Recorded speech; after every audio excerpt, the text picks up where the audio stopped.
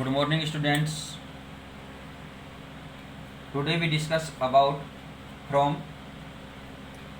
for preparation of alcohols और इस parts में जो आप डिस्कस अपन कर रहे थे प्रिपरेशन के मेथड्स पर, तो उसमें अपना जो लास्ट मेथड आता है एल्कोहल के प्रिपरेशन का वो क्या है, फ्रॉम एलिफेटिक प्राइमरी एमीन्स। ठीक है, एलिफेटिक प्राइमरी एमीन्स। ठीक है, तो एलिफेटिक प्राइमरी एमीन से आप एल्कोहल का फॉर्मेशन कैसे करेंगे। तो इसमें क्या होता है कि भाई एमीन मीन यहाँ पर क्या होता है कि यानी कि जो कार्बोक्सिलिक या सॉरी जो अपना एल्किल ग्रुप होता है उस एल्किल ग्रुप के साथ क्या है कि नाइट्रोजन वाला ग्रुप जुड़ा हुआ है, यानी कि किसी भी कार्बन हाइड्रोकार्बन चेन में NH2 ग्रुप ऐड हो जाता है तो उसको बोला जाता है एमीन। क्या बोला जाएगा? एमीन। ठीक है ना, ये एमीन यानी कि ग्रुप की अपनी एक स्पेसिफिक क्या है कि आइडेंटिटी है। ठीक है, पहचान है NH2, यानी कि एमीन वर्ड आ गया। मीन क्या है यहाँ पर? NH ग्रुप है एक तरह से। अब यहाँ पर क्या है कि ये भी एमीन भी क्या होती है, प्राइमरी सेकेंडरी टर्सरी होती है। अगर क्या होता है कि अगर इसके नाइट्रोजन के साथ ओनली क्या हो, क्या रहे कि ओनली क्या रहेगा कि एक क्या रहे एल्किल ग्रुप प्रेजेंट रही, तो ये हो गया 1 डिग्री एमीन। अगर यहाँ पर एक हाइड्रोजन को और रिप्लेस कर दिया जाए तो नाइट्रोजन के साथ क्या हो जाएंगे, यहाँ पर 2 एल्किल ग्रुप प्रेजेंट हो जाएगा।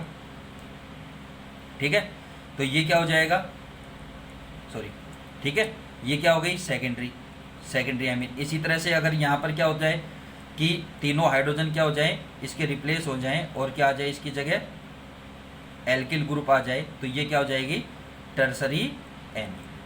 ठीक है, टर्सरी, सेकेंडरी और ये प्राइमरी।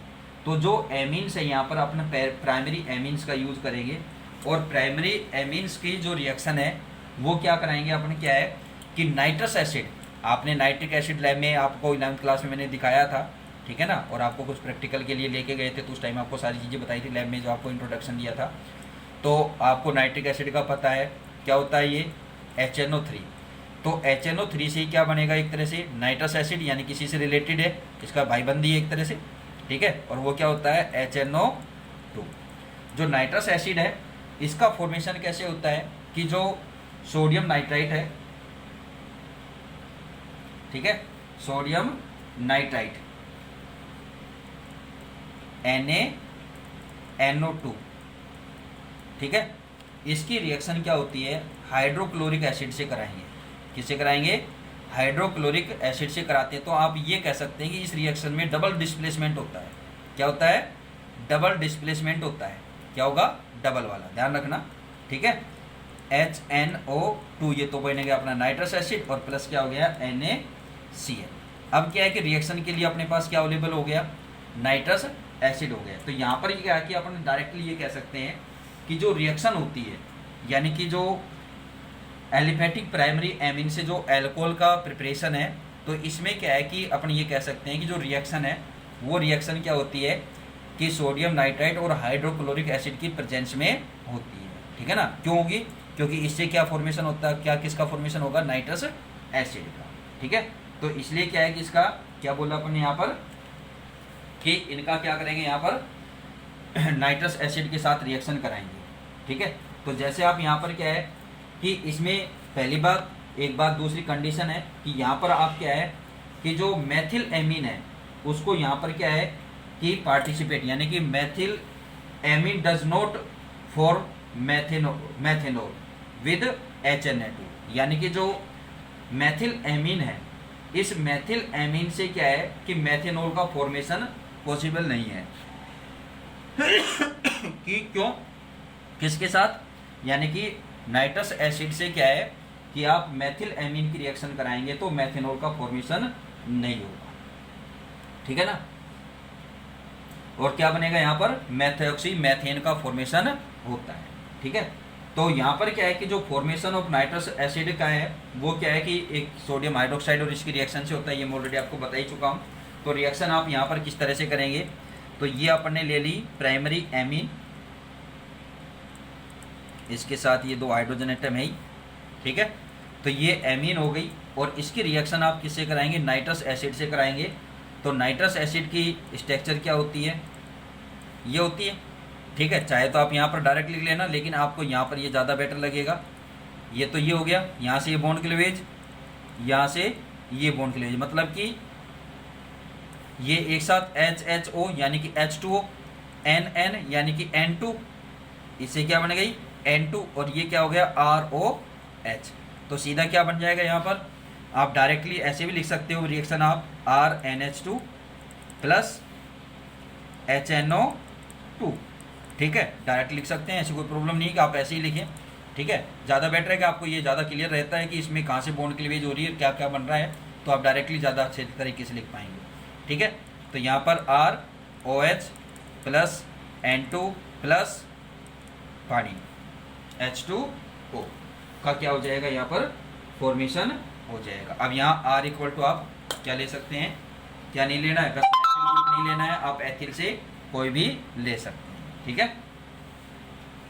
इसके बाद जो बात आती है वो आती है इनकी फिजिकल प्रॉपर्टी, अल्कोहल की क्या है फिजिकल प्रॉपर्टीज पर बात होती है। सॉरी एक मिनट बेटा, एक डेट निकाल देता हूँ।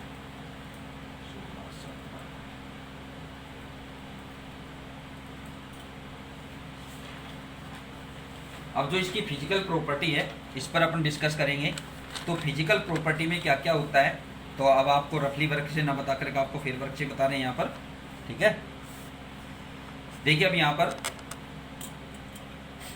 कि जो फिजिकल प्रॉपर्टी है, यानी कि कोई भी जो अपन यहाँ पर किसी का भी, अब यहाँ पर मैंने आपको स्टार्टिंग बताया था भाई फिनोल भी का प्रिपरेशन करना है, तो उसकी क्या है फिजिकल और केमिकल प्रॉपर्टी दोनों आपको यहाँ पर स्टडी करनी है, ठीक है।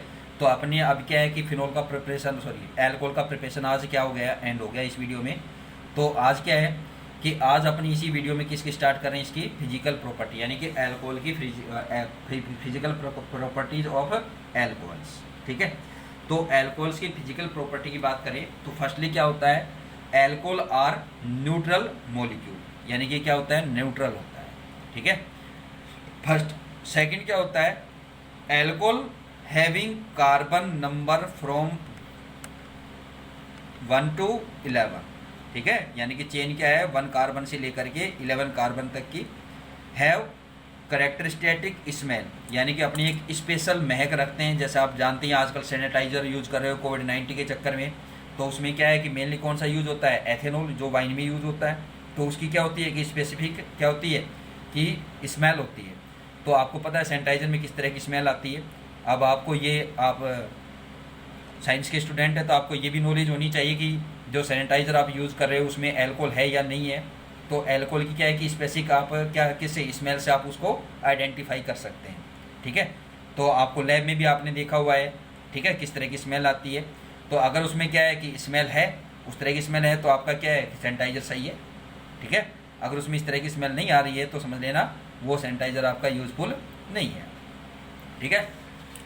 अब क्या है यहाँ पर कि आप आगे क्या बात करते हैं कि उसकी क्या होती है, एक तो स्पेशल क्या होती है स्मेल होती है, और साथ में क्या होते हैं वोलेटाइल होते हैं, यानी कि क्या हो जाते हैं वेपराइज्ड होते हैं, वाष्पशील होते हैं, ठीक है। वोलेटाइल मीन यहाँ पर क्या है वाष्पशील, वो क्या होगा वेपराइज्ड, ठीक है। फिर उसके बाद आता है कार्बन 12, यानी कि इससे आगे की चेन, एंड इट्स हायर, इससे ज़्यादा कार्बन वाले जो हाइड्रो मेंबर्स हैं, are wax like solid, wax यानी कि पॉलिश, ठीक है ना, कि जो आप यूज़ करते हैं जैसे आपकी बूट पॉलिश है, इस तरह का सॉलिड, ठीक है। बूट पॉलिश नहीं है ये, लेकिन बूट पॉलिश की तरह है। और वैक्स का यहाँ पर क्या है कि जैसे आप वैसलीन से होती हैं वो सेमी क्या होती है सॉलिड में होती है, तो उस तरह के हैं। या इसके अलावा जो अपने पत्थर्स पर जो पॉलिश करते हैं वैक्स, ठीक है, तो उस पर जो यूज होती है तो उस तरह की, ठीक है। इसके बाद बात आती है अल्कोहल आर हाइपोनेटिक और नार्कोटिक इन नेचर, यानी कि ये क्या होते हैं कि नशीले पदार्थ होते हैं। क्या होते हैं आपको पता है कि वाइन्स में किसका यूज होता है, एथेनॉल का यूज होता है, ठीक है ना। तो एथेनॉल क्या है कि एक तरह से अपने क्या करता है कि अपने जो नर्व सिस्टम है उसको क्या डालता है, उस पर इफेक्ट डालता है, ठीक है। नर्व सिस्टम को क्या कर देता है कि उसमें रिलैक्स कर देता है एक तरह से, और अपनी क्या है कि बॉडी में ऐसा लगता है कि भाई अपने क्या हो गए रिलैक्स हो गए। जबकि क्या है कि मेनली क्या होता है कि इसका यूज करने पर भाई आपको पता है कि जो भी अपने क्या है कि जो हाइपोनेटिक जो भी मैटर्स होते हैं, ठीक है, चाहे वो बहुत सारे ऐसे एल्कलॉइड्स हैं भी हैं, जैसे आपको पता है अफीम का है, ठीक है ना, जैसे आपको चरस है, गांजा है, तो ये सब क्या है कि आपके नर्व सिस्टम को इफेक्ट करते हैं। तो इसलिए क्या है कि ये ह्यूमन बॉडी पर क्या है कि इनका क्या होता है, नेगेटिव इफेक्ट होता है। तो जहाँ तक है कि इनके यूज से क्या है कि जो लिविंग बीन है उनको क्या होना चाहिए, इनसे दूर रहना चाहिए, ठीक है, इनका यूज नहीं करना चाहिए, लेकिन फिर भी पब्लिक करती हैं, चलो वो एक अपनी एक प्रॉब्लम है। तो ये क्या करता है कि अपन टॉपिक पे बात करते हैं कि जो एल्कोहल है ये क्या करता है, एक तो नर्व सिस्टम को क्या करता है कि उसको डिफेक्ट, वो उस पर क्या है कुछ इफेक्ट डालता है, जिससे क्या है कि अपन रिलैक्स फील करते हैं, ठीक है। इसके अलावा क्या है कि जो मेथेनॉल होता है, मेथेनॉल क्या है कि जैसे आपने कई बार न्यूज़पेपर में आप पढ़ते हैं कि जो पॉइजनस वाइन यानी कि जहरीली शराब पीने से इतने बने। अभी 5-7 दिन पहले यहाँ पंजाब की न्यूज़ आ रही होगी, आपने अगर टीवी वगैरह में न्यूज़पेपर में देखा हो, तो जहाँ पर क्या है कि काफ़ी लोग 20-25 व्यक्ति ऐसे मरे। इसके अलावा अपने 1-2 साल पहले अपने अलवर डिस्ट्रिक्ट में भी ऐसी घटना हो चुकी है, ठीक है ना। तो ये क्या है कि पॉइजनस जो वाइन होती है, ठीक है, तो वो क्या होती है कि उसमें क्या आ जाता है कि जब इसका प्रिपरेशन करते हैं यानी कि इसका डिस्टिलेशन करते हैं एल्कोहल का, तो डिस्टिलेशन के साथ टाइम क्या होता है कि टेम्परेचर में कुछ मिक्सिंग होने के रीजन से क्या हो जाता है कि एथेनॉल में क्या है कि कुछ मात्रा में मेथेनॉल की मिक्सिंग हो जाती है, जो अपने लैब में यूज होता है। अपने लैब में क्या है कि 99.99% तो क्या होता है उसमें एथेनॉल होता है, और उसमें 0.01% क्या मिक्स करता है, मेथेनॉल। तो मेथेनॉल जो होता है वो पॉइजनस होता है, ठीक है।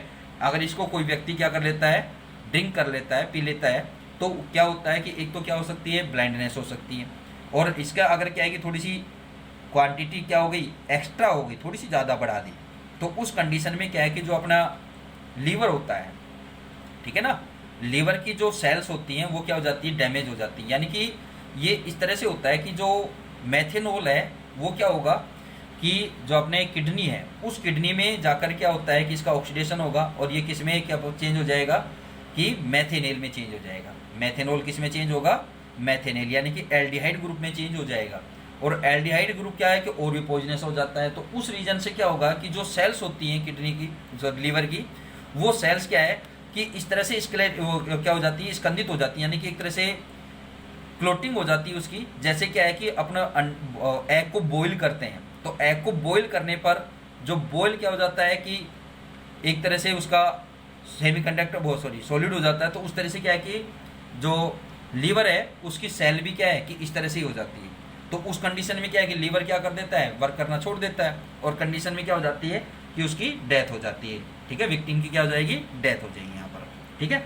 तो ये क्या है कि मेथेनॉल है, यहाँ पर दिया है कि the use of methanol is small amount can use blindness, कि इसकी थोड़ी सी मात्रा भी अगर अपन यूज करते हैं तो क्या आ सकता है, अंधापन, ब्लाइंडनेस, ठीक है। इसके अलावा वो बात आपको बताई नहीं है जो लीवर वाली मैंने बताई है, वो अपनी बुक में नहीं थी, तो यहाँ भी मैंने नहीं शो की है, लेकिन आपको मैंने वैसे बता दिया, ठीक है ना।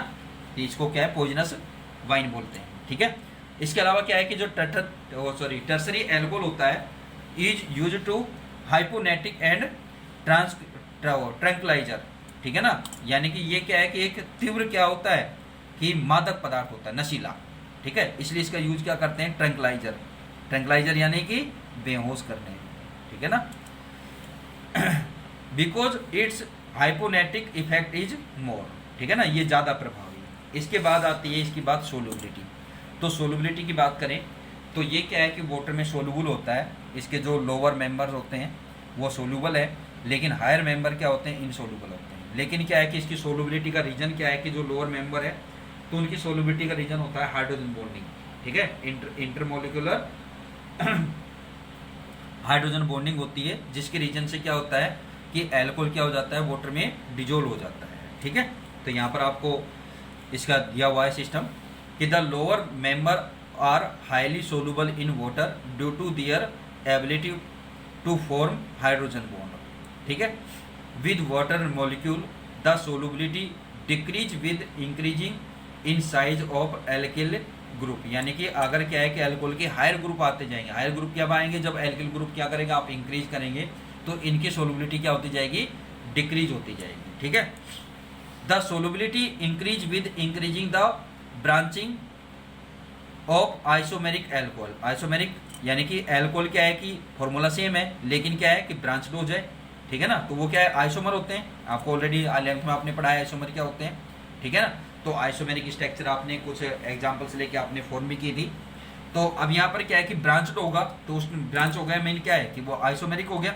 तो उस कंडीशन में क्या होता है कि इनकी सोलिबिलिटी क्या हो जाती है, इंक्रीज होती है। उसका रीजन क्या होता है कि जब ब्रांच हो जाता है तो उसकी क्या है कि सरफेस एरिया क्या हो जाता है, इंक्रीज हो जाता है, ठीक है ना। Alcohol as the number of branches increase the surface area of non polar hydrocarbon part decrease and hence solubility in water increase. अब ये जो आपके सामने स्ट्रक्चर बनी हुई है, ये वाटर और जो एल्कोहल है उसके बीच क्या है, हाइड्रोजन बॉन्डिंग। जो डैश डैश लाइन यहाँ मैंने रेड कलर से बनाई हुई है वो क्या है, यहाँ पर हाइड्रोजन बॉन्डिंग है।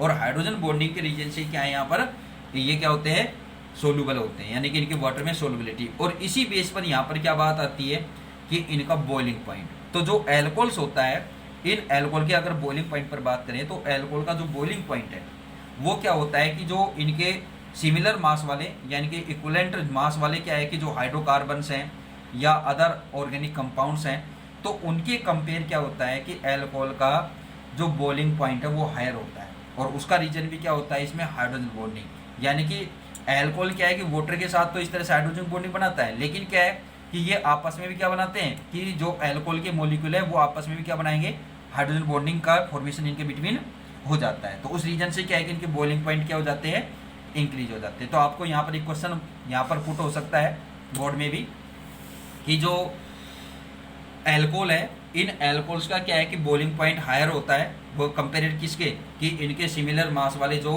अदर ऑर्गेनिक कंपाउंड्स हैं, ठीक है ना, कि इनके समान यानी कि इनके जैसे जो मास वाले एटॉमिक मास वाले मॉलिक्यूलर मास वाले हाइड्रोकार्बन्स हैं, उनके कंपेयर क्या होता है कि एल्कोहल का बॉइलिंग पॉइंट क्या होता है, हायर होता है। तो इसका रीजन क्लियर करें, तो वो रीजन आप किस तरह से क्लियर करें, ठीक है ना। यहाँ से alcohol have generally higher boiling point, BP यानी boiling point as compare to other organic compound to of similar molecular masses such as hydrocarbon, ether and halo alkanes. ठीक है, ये एग्जांपल हो गए ऑर्गेनिक कंपाउंड यानी कि hydrocarbon, ether and halo alkanes.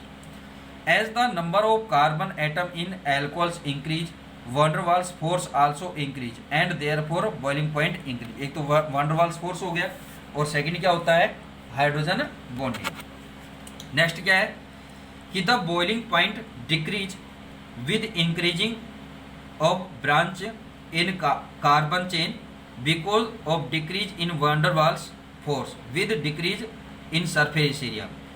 The BP of lighter alcohol are mainly due to the presence of intermolecular hydrogen bonding, intermolecular hydrogen bonding in alcohol molecule। और ये क्या है कि मेनली किस में होता है, लोअर मेंबर। हायर मेंबर में क्या है कि हाइड्रोजन बॉन्डिंग क्या होती है, कमजोर रहती है, यानी कि उसमें वैन डर वाल्स फोर्स ही होता है। ठीक है, अब ये क्या है कि एल्कोहल में क्या किया अपने, क्या शो कर रही है, तो ये फिगर किसको शो कर रही है कि एल्कोहल्स में हाइड्रोजन बॉन्डिंग को। ठीक है, अब इसके बाद जो बात आती है कि as the carbon chain in alcohol increase hydrogen bond decrease. ये बात ध्यान रखना कि एल्कोहल यानी कि हायर एल्कोहल में क्या है कि हाइड्रोजन बॉन्डिंग क्या होती जाएगी, डिक्रीज होगी। ठीक है, ये एक तरह से एक नोट है आपके लिए। ठीक है, अब इसके बाद जो बात आएगी आपको नेक्स्ट वीडियो में जो अपन डिस्कस करेंगे वो क्या करेंगे, इसकी केमिकल प्रॉपर्टीज पर डिस्कस करेंगे। ठीक है।